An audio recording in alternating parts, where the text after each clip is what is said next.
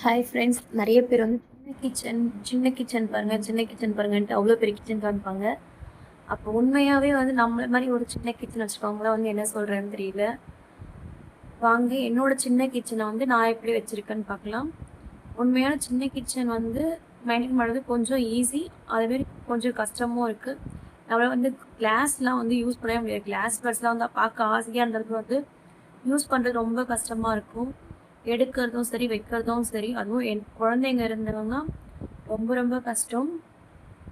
என்னோடதுல வந்து பார்த்தீங்கன்னா நிறைய வந்து பிளாஸ்டிக் தான் இருக்கும். ஏன்னா மெயின்டெனன்ஸ் ரொம்ப ஈஸியாக இருக்கும். கிளாஸ்னால் வந்து பார்த்து யூஸ் பண்ணுறதா இருக்குது. நான் வந்து இப்படி தான் வந்து ஆர்கனைஸ் பண்ணி வச்சுருக்கேன். கீழே சின்ன சின்ன ஷீட்ஸ் மாதிரி போட்டு எல்லாமே வந்து மசாலா பாக்ஸ்லாம் வந்து வச்சுருக்கேன்.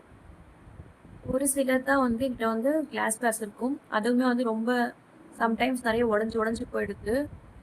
அதனால வந்து இப்போலாம் வந்து கிளாஸ் வேர்ஸே வாங்கலை. எப்போ பெரிய வீடு போகிறோமோ அப்போ தான் வாங்கணும்னு கேட்டேன். அது வரைக்கும் வந்து ஃபுல்லாக வந்து பிளாஸ்டிக் வேர்ஸ் தான். இப்படி தான் என்னோடய சின்ன கிச்சன். உங்களுக்கு இந்த வீடியோ பிடிச்சது, இந்த வீடியோ லைக் பண்ணுங்கள், கமெண்ட் பண்ணுங்கள், எங்கள் சேனலை சப்ஸ்கிரைப் பண்ணிக்கோங்க.